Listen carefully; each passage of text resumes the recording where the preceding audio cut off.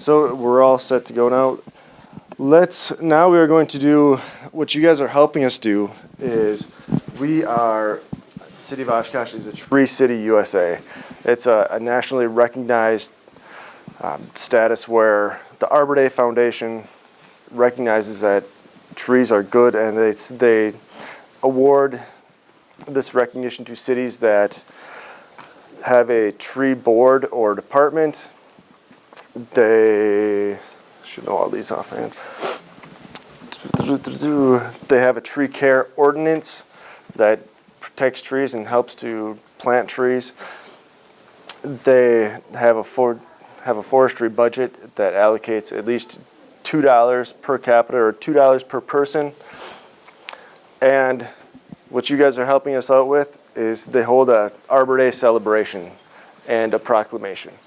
So you guys are all helping us achieve our Tree City USA status and maintain it.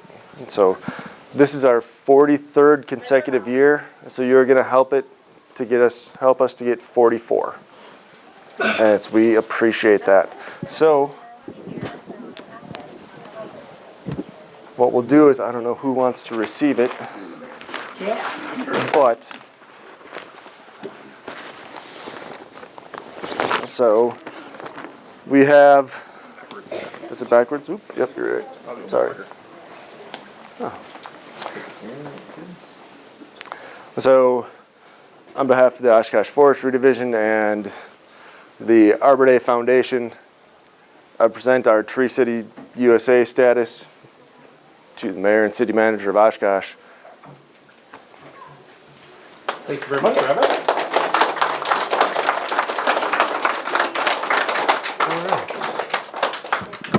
Do we really fly this flag, Travis? Or do we just hang it up on a wall? We hang it on a wall. Otherwise it wears out, doesn't it? It does. It does. Not like a tree, this doesn't last too long. No, it does not. It's my hopes that we will someday have a nice flagpole to fly our Tree City USA flags, but so wonderful. All right. Thank you, gentlemen. So now, if we can have, your teacher, Mrs. Krebs, said that you guys put together some essays and some posters specifically for this day, so if we can have them present those. Absolutely. Now, that'd be fantastic. So we actually had a tie in our class, so we have And I'm sorry, Christine. Oh, I really don't need it. Okay. No, but for the... Well, I know, I know. So we had a tie in our class. So we have 2 from Mr. Steinke's class, and then we actually have 4 from our class because we had 2 ties. So when we voted, we had 2 ties. So we're going to have Kavea, right? Kavea and Allison. Come on up to the front. You're going to present your poster, and then we'll have the ones from our class. Scoozy. Thanks. Have you heard anything from Melissa? It's all right. It's all Okay, so stand here. Make sure everybody can see. Okay? And then you're going to tell us what your poster is all about. Okay. So this is my poster, and I basically just drew a tree. I didn't mean to actually color all of it in. I just kind of scribbled in, and then I put a bunch of facts all around it. And so, yeah, that's basically my poster. Okay, so some of the facts are the sun is an important part of Arbor Day because it helps trees grow. And then the first Arbor Day was April 10th, 1872, and over 1 million trees were planted in Nebraska. And there are lots of different kinds of trees like cherry trees, apple trees, and orange trees. Awesome. 2 claps for Kavea. Great job. All right, Allison, are you ready? It's kind of scary, isn't it? It's a little nerve-wracking. Hold it up. Do you want me to help you? I can help you. Do you want me to read it? All right, so Allison made this poster all about Arbor Day and the importance of trees. Trees are like superheroes of the natural world. And she said, don't cut down trees. Trees are essential for the health of our planet and all living creatures. And trees give us shade on hot days. Do you want to turn it around so we can see? Awesome. Thanks, girls. Have a seat. All right. Peeps from my class, come on up.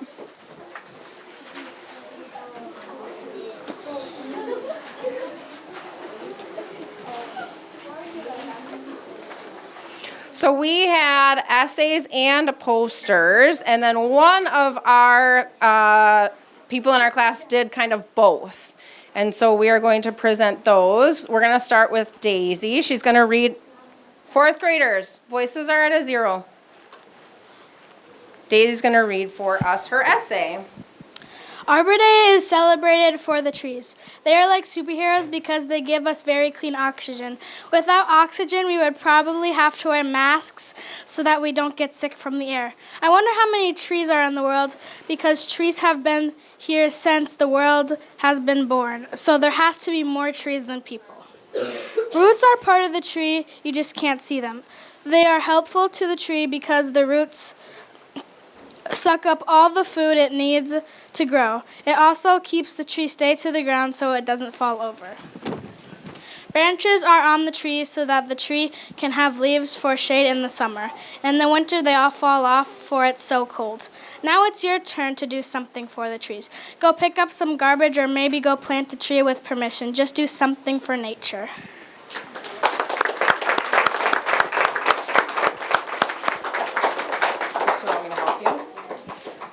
All right, Jacinda is the one who did a poster and an essay. She asked if I could read her essay, but she's going to hold her poster. Thank you. National Arbor Day was started in 1872. The man that started this holiday was J. Sterling Morton. Nebraska was the first state, planted more than 1 million trees, and now this holiday is observed all over the world. Arbor Day is a time to come together to appreciate the value trees bring to our communities. In Wisconsin, Arbor Day is celebrated on the last Friday in April. Not all states celebrate like Wisconsin. Oklahoma celebrates Arbor Day the last fall week of March. The tree I drew is a rainbow eucalyptus tree. As the tree ages, the bark comes off in strips and shows new colors and patterns in the tree trunk. The colors that you can see are red, orange, green, blue, and purple. If you go to California or Florida on Arbor Day, you will see the tree. But if you don't see one of the rainbow eucalyptus trees, you may want to plant one so you can see one in person. This is my favorite tree because it is beautiful in its own way. It can grow 200 feet tall, and it is different than other trees because of all its different colors.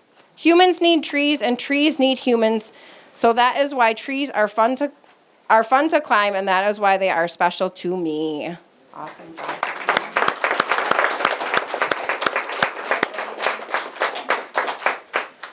So what I have here is a willow tree diagram basically, and I have a bunch of labels that say what they do and how they help you, and I have some pictures to show that.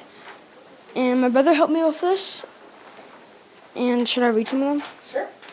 Okay, so the leaves take in some of the bad air and turn it into oxygen for us. And leaves block some of the sunlight to make it less hot and warm for the animals.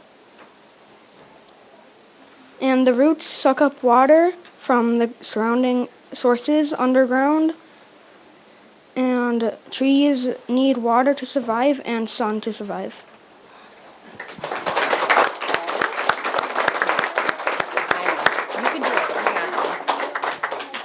So what I drew was a basic tree, but I really took time to put into this to see.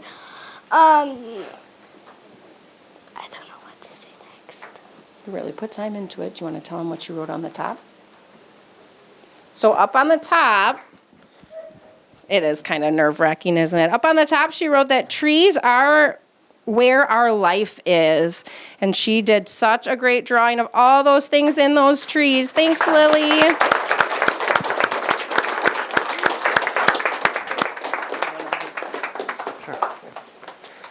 All right. Well, thank you for everybody that participated in that. And those were just amazing posters and wonderful essays.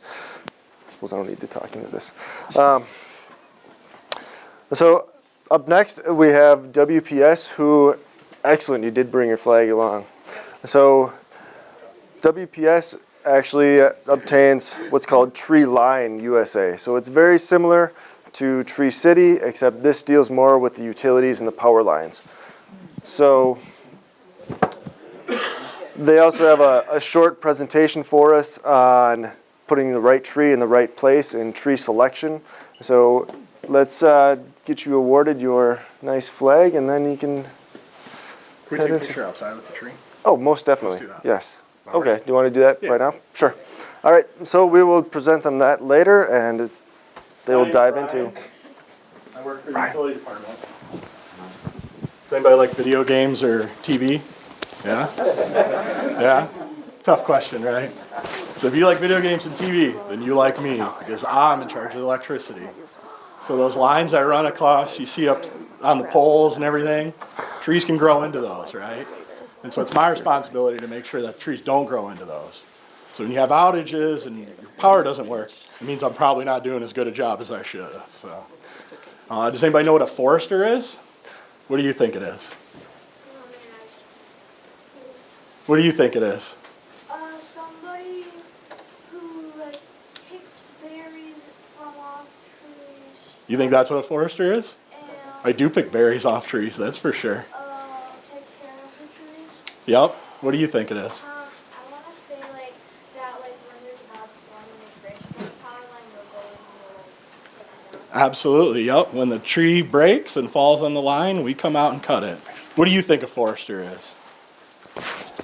Yeah. So my job is to go and learn as much as I can about trees. How fast they grow, what kinds of characteristics they have. Some trees grow real fast, some trees grow real slow, some trees grow real wide, some trees grow real tall. So it's my job to know how those trees grow, where their best place is to plant them, and do that kind of stuff. So I went to school for that. And now I get to come to classes like this and talk about trees and how much fun I have. Does anybody know what the first step is to planting a tree? What do you think the first step is? Probably ask. You think the first step's to ask? What do you think it is? Dig a hole. Dig a hole? What do you think it is? Grab a seed. What do you think it is? Soil. Soil? What do you think the first step to tree? You check the electrical line. Oh, good job. The first step is to call Digger's Hotline. Does anybody know what Digger's Hotline is? So when you decide you want to plant a tree, what you do is you call 811? 811. 811. And they'll send somebody out and they'll look under the ground and they'll make sure that there's no lines or power lines can run underground or gas lines can run underground and stuff. So when you dig your hole, you don't break one of the lines. What's the second step? What do you think it is? To put the tree in the hole to make sure. What do you think the second step is? Maybe find the right, well, you find the right place and then you dig it. What do you think it is? So the first step is we look down, right? Make sure that we can dig our hole safely. The second step is to look up. So you don't want to plant it right underneath one of the power lines because that tree's going to grow up into it. So that's the other thing we want to avoid, right? So we want to make sure that we have the right tree for the right place. Some trees can be planted under the power line because they grow a lot smaller, right? So they don't grow real tall like the other ones do. Those are good trees to plant under the power line. So if you look down, then you look up, now you're ready for your tree. And so we get to put it in the ground, fill it in the dirt, maybe put some mulch on it, right? Yeah. And that tree will grow big and beautiful for the rest of its life. Anything else I missed? Sounds good. Sounds All right, good. well, we're going to plant some trees at some point here? Or you got Yeah, something else?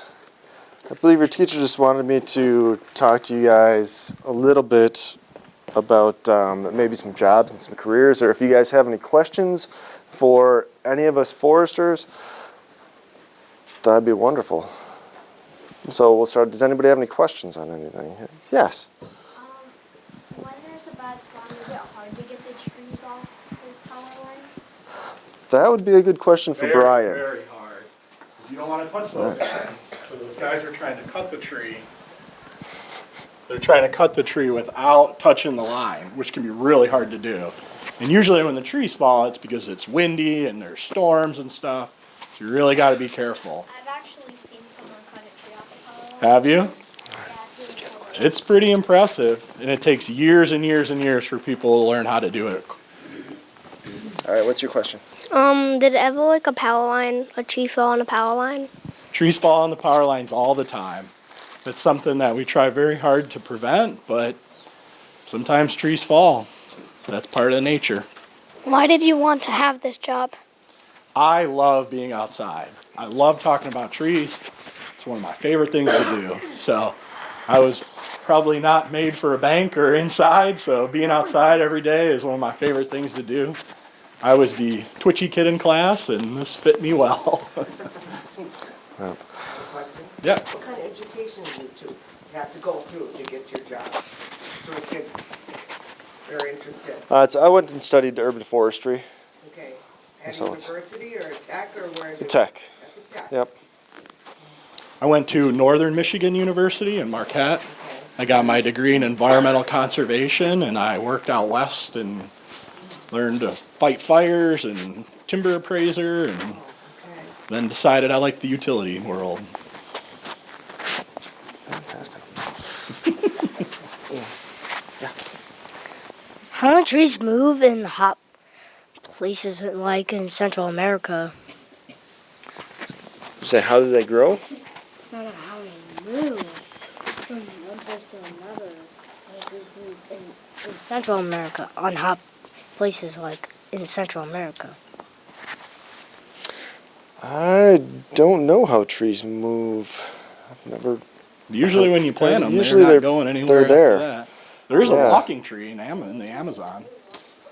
Where the roots will travel. Yep. There's a tree that grows in the Amazon forest that's roots will develop further out, and that tree will move towards the sunlight. We don't have those around here. All right.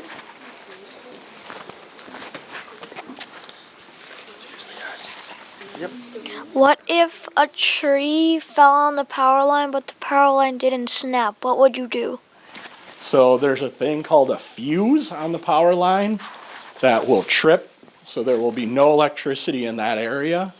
And then they'll cut that tree and they'll put that fuse back in, and hopefully the power will keep going down the line then. Okay. Why did you want to join this job? Why do I want to what? Join the job. Why do I want to join the job? Because trees are one of my favorite things. I grew up outside, and now I get to do it for a living. So, for me myself, it's I was sitting there, and somebody came to me and told me I could do a job where I'm outside constantly. I get to plant trees and do good things for the environment. And then I can climb trees all day. And then to boot, I get paid for it. So it was kind of a no-brainer for me, because I love doing all that kind of stuff. So were there any other? Perfect.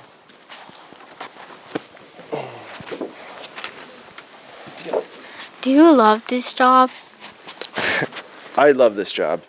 I really do. I get to plant trees, help people with their trees, make the environment better, make Oshkosh better. I do. I really love this job. I'm sure Brian feels right about the same way, as do most foresters and people that work in the green industry. When I was a little kid, what do you want to be when you grow up? It was always forest ranger or forestry or something like that. So I kind of knew from the get-go. Are there any trees that are dangerous for people?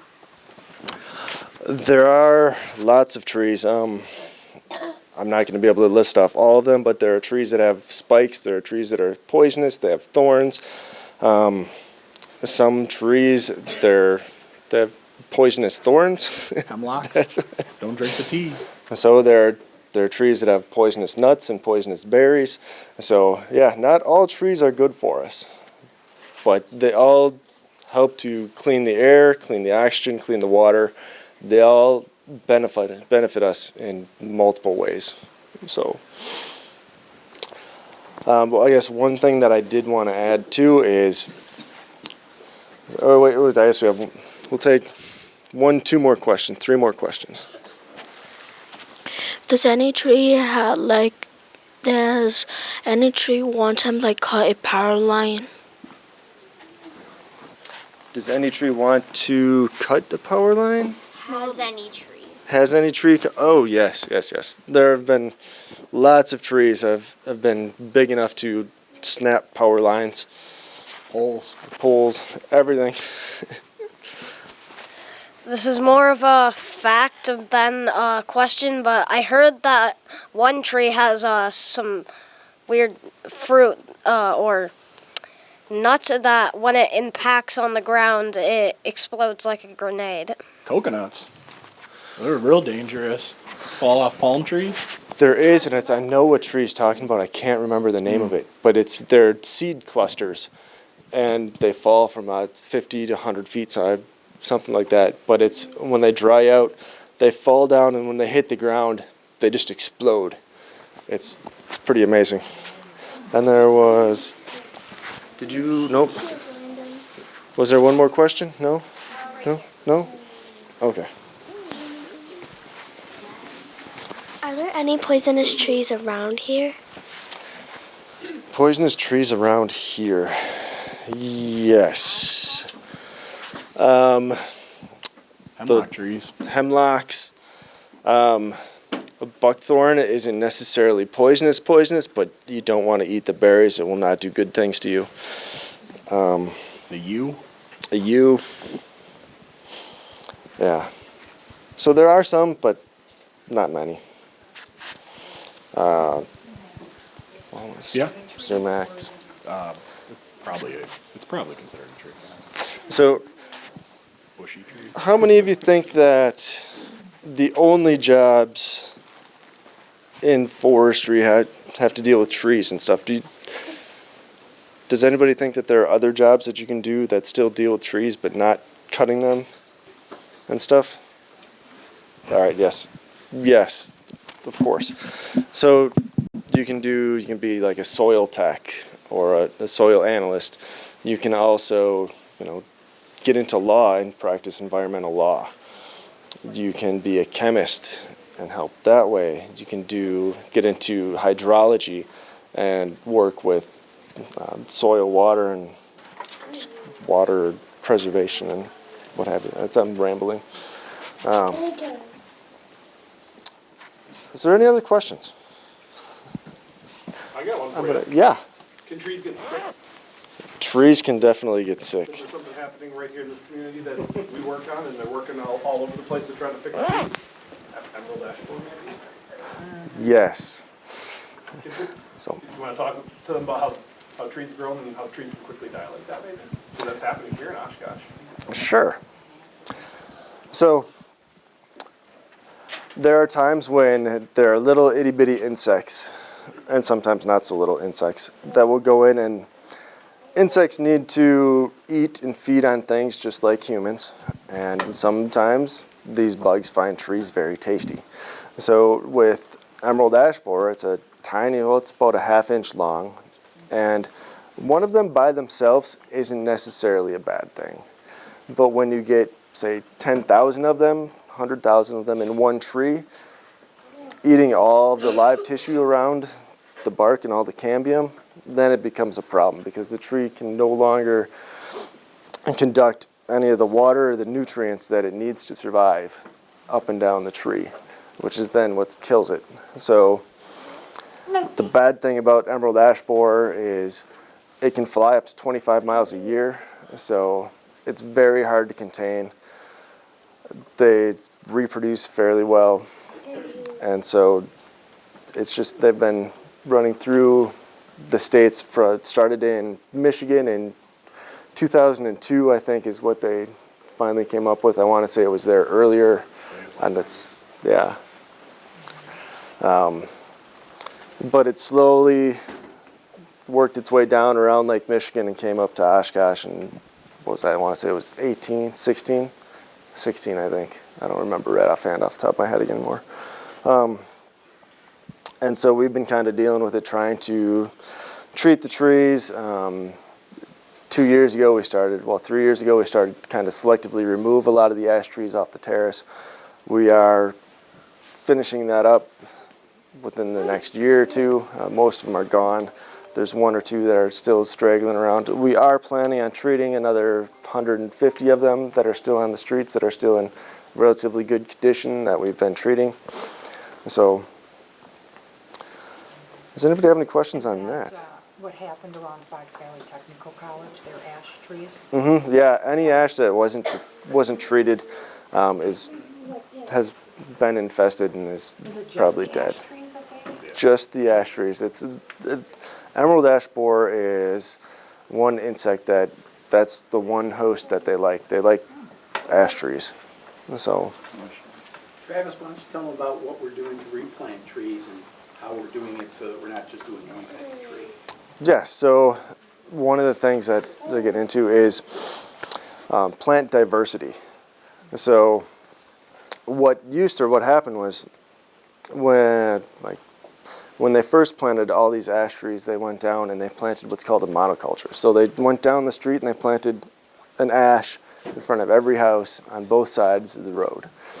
So then when emerald ash borer came through, it was very easy for them to go from one tree to the next tree to the next tree to the next tree to the next tree and just thrive.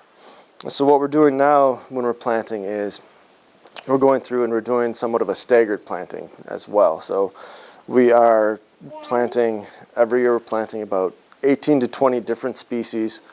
We're not planting the same species right next to each other. You know, we're taking 2 or 3 planting sites away. We're also skipping planting sites so that we get some age diversity as well. So we're going to let some of the trees grow up and get a little bit bigger. Then we'll come back and we'll plant some more trees so they're not all maturing at the same time.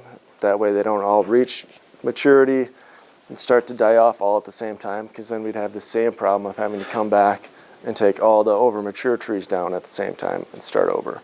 So this way we're getting a little bit of diversity. We're going to hopefully maintain a healthy, robust, resilient forest, urban forest, for many, many years to come.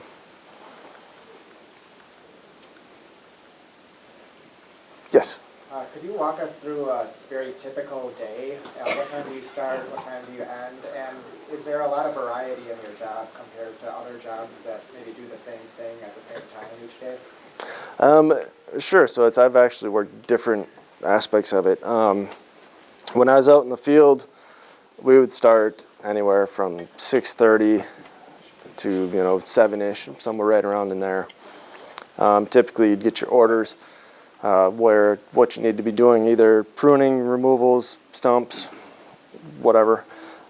You'd go out, and then yes, there's a lot of variety in that, because every tree is different, every location is different, so you're constantly thinking on your feet, trying to figure out what needs to be done, how you need to get it done. And then we'd usually work, when I was in the private sector, we'd work until that list of jobs got done. So some days it was 3 o'clock, other days it was 6:30. When I came over here and then took over this role, now it's 6 o'clock to 4:30ish. Well, 6 o'clock might be a little early. 6:30ish to about 4:30. And it's a variety of multitudes of things.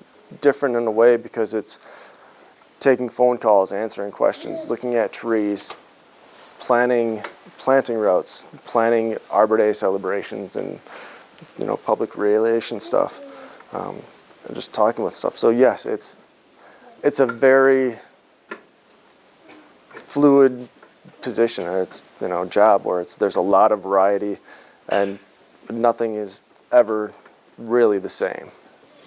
So You had a question? Is Yeah. there like a tree when it rains it gives poison? Not typically. I'm trying to think. Do you know of any trees that interact with water to create poison? I can't think of any. I can't think of any. Nothing comes to mind, at least. So, does anybody else have any other questions? Yes. Travis, Brian earlier talked about, looking up and looking down. Mhm. But one of the things you also do, you said terrace area. Does everybody know what the terrace area is? You in the corner. Terrace is basically the section of grass right by the road. Yep, it's between the sidewalk and the road. So if you notice around town, there are different widths of the terrace. Some of the older areas have a very small terrace because the road wasn't that wide.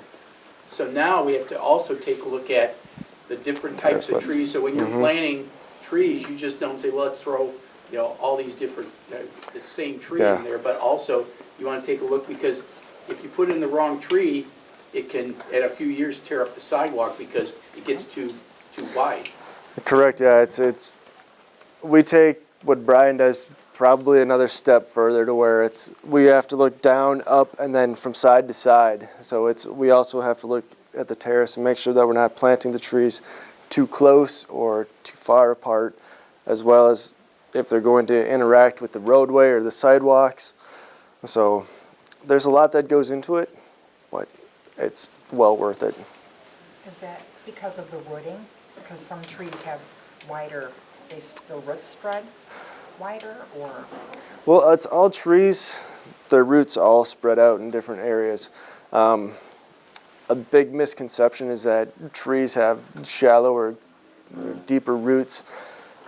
And a lot of it has to do with their soil and the soil compaction around it. And so a tree, all the roots want is a little bit of oxygen, some water, and some nutrients. That's all it's looking for.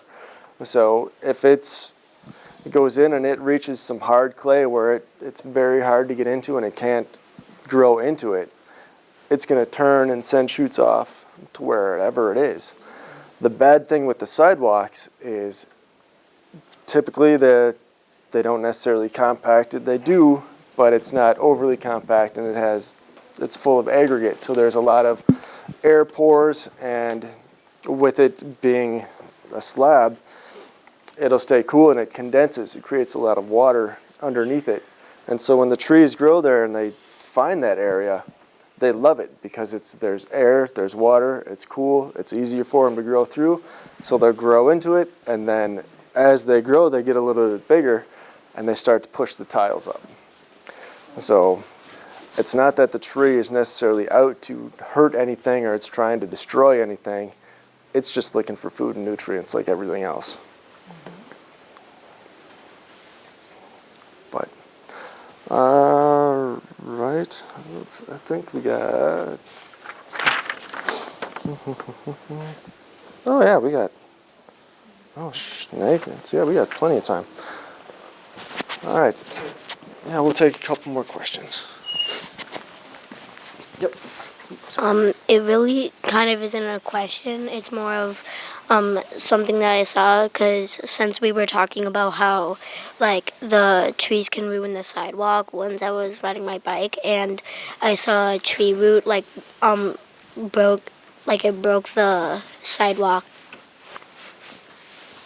Yeah, they exert a lot of force. Not all at once, it's over a lot of time, but. Is it not good to plant the same tree? Well, yes and no. It's not necessarily good to plant the same tree right next to each other. So, but it's not bad either, I guess. Yep. Like after a tornado, do you guys have to, if there's one that really falls down, over, do you guys have to, clean it, take care of it?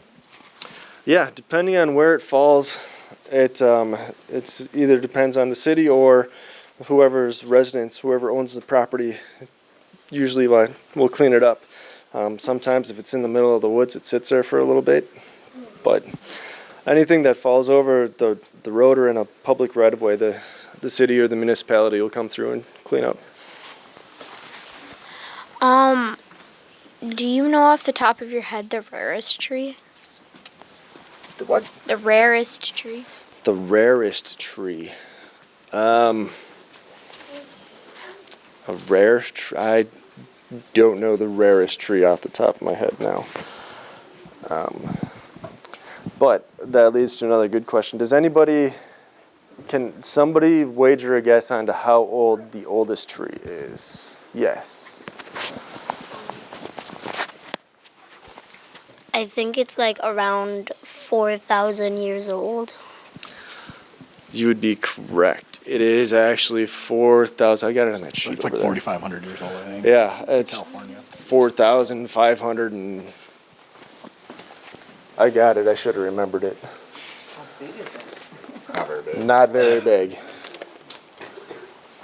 Boy. Oh. There it is. Alright, yeah. Oh, 4,853 years old. So, can anybody put that into perspective? How long ago was that? The Romans probably saw it. The Romans definitely saw it. Well, if they were in California, they would have seen it.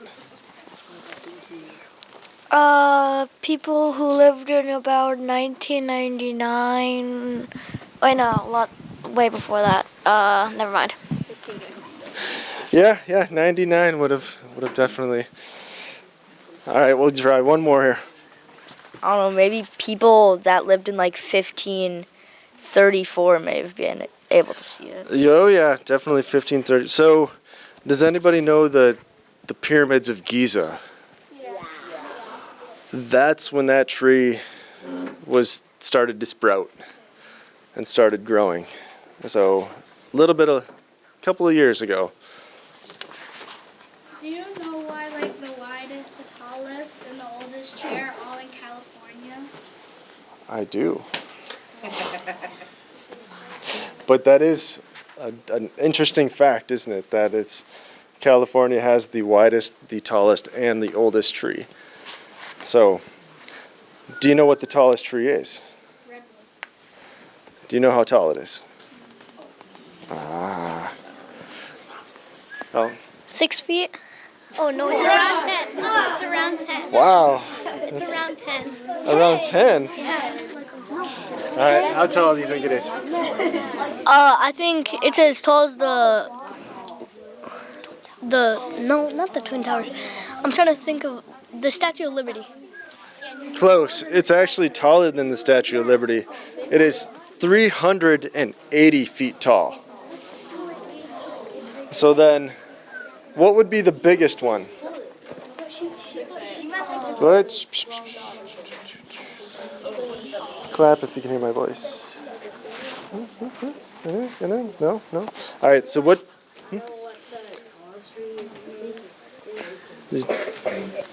I know what the tallest tree's name. What's the tallest tree's name? Hyperion. You're right. It is Hyperion. So, what's the biggest one? And then we'll go outside.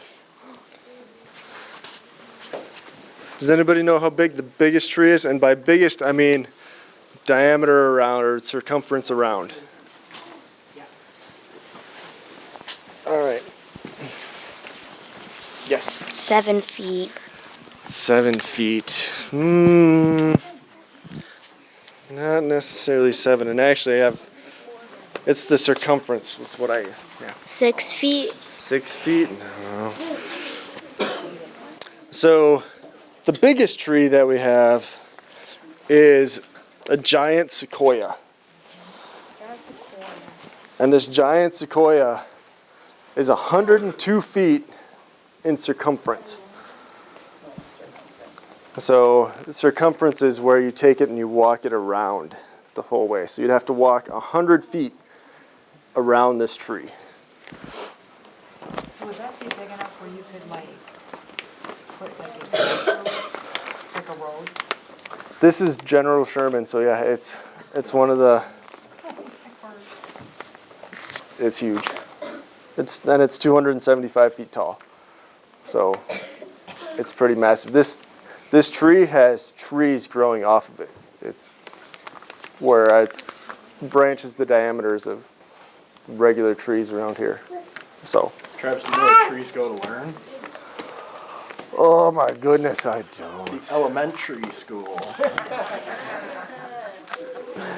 I should have why. Yeah. I have a question about when a tree is bad, does the city have an ordinance that whoever owns the tree has to take it down?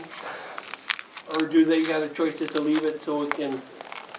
It's more of a civil matter. It's kind of up to the neighbors to work that one out. Or do you see some trees that are falling down constantly and you just leave them out? Mm-hmm. A lot of trees that die are good habitat for different Yep. animals like owls and stuff like that too. So, and like in a forest setting, that's positive. Yeah. Now in a city setting, it may be a little different story, but. So, all right. With that, I think I will wrap up our classroom portion of this. And is anybody ready to go plant a tree? Anybody want to plant? All right. So what's the first thing we're going to do when we get out and sorry, what was that? What are we going to do when we Check the power line. check the power lines? We're going to look down and look up, right? All right. What are some of the benefits of trees? Anyway, yes. Water. Water. What do they do with water? It helps them grow. Okay, but what benefit? What is it? How does that help us? Well, if we don't have trees, our oxygen's not going to be clean. So if we water trees, then oxygen's going to stay clean because of the trees. Perfect. Yep. Travis. Yep. That would help. Yeah. Thank you. Yeah. All right. What are some of the other benefits of trees? Yes. Oxygen. Oxygen. Yes, they help provide oxygen. What else? They help clean our air. They help clean the air. Do you know how they help to clean the air? They take what we breathe out, and then they'll take that and they'll take it carbon dioxide and take that and turn it into clean air for us. Excellent. Yes. So trees will take in the carbon dioxide, and then they push back out the oxygen. So what that does is it's called carbon sequestration, where they take the carbon and they lock it up and then they release the oxygen. If you look, there is some paint over here. So this means that I had Digger's Hotline. They came out, they cleared it, they made sure there are no utilities underground. What did we do before we even looked to see if this was a good site? Yes. Looked up, looked down. We looked up. Power lines ahead. They came and told me there's nothing down below the ground. We're all set. So the guys came, they dug the hole. And now we're ready to this, right? Yeah. No. It's never that easy. So if you look, what are all these things? Right, those are all the roots. So what you want to do is dig down, and what those guys have done is in the nurseries, and sometimes when the trees originally get planted, they get potted and soil continues to grow or get set on top of it. What you want to do is find what's called the root flare, the root collar.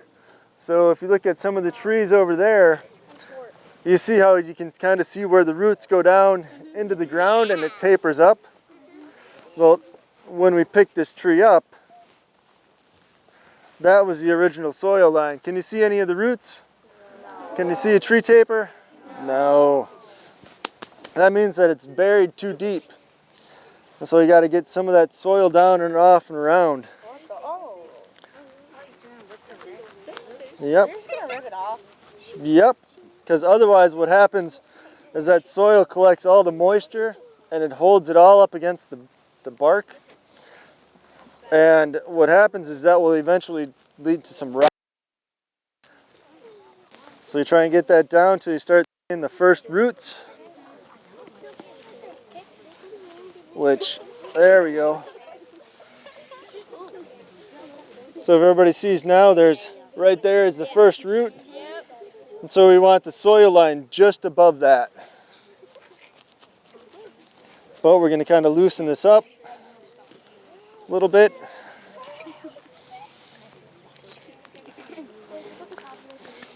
So then, now that we found the proper depth that we need it at, one of the guys will take it and check sure that they dug the hole deep enough to the correct height.